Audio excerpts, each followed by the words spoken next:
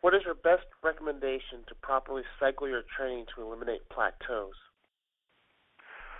Cycling is one of the biggest keys to really avoiding training plateaus and making sure that you continue to grow in your mass building program. And there are different ways to cycle your training.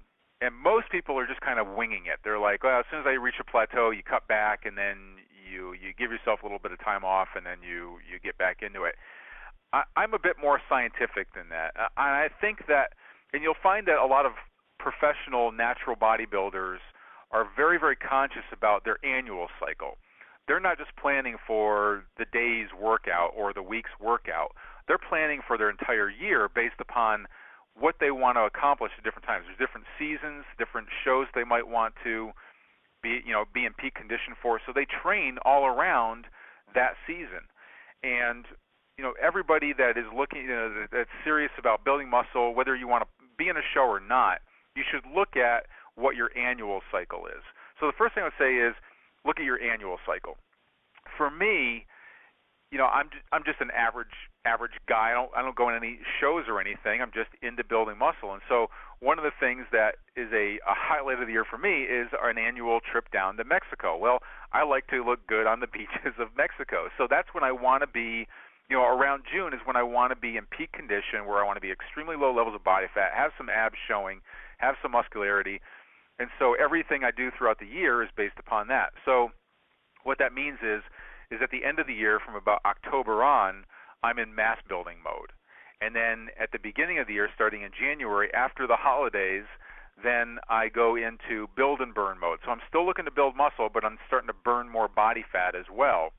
And then right before summer, I switch into fat burning mode. I go into a total fat burning workout, nutritional program, and everything, so that I peak out in June and can stay pretty lean throughout the summer before I go into mass building mode again.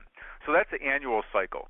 The other thing I say is you need to look at your weekly cycles, or actually, if you want to say, I guess you could say your weekly cycle. So, everybody's different in how what your actual recovery time is, where you break down muscle as a result of your workout and it builds back up as new, bigger muscle. I actually have a chart for this on the website at advancedmusclebuilding.com, and one of the things that most people follow about a seven day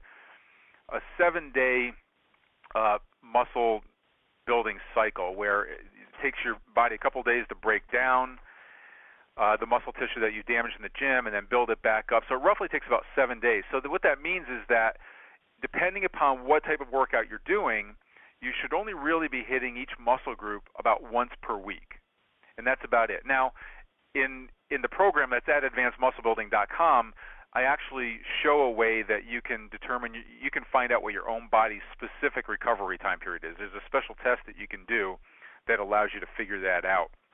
The other thing I would say is there's a different type of weekly cycle that I include on that website that is microcycling fiber types.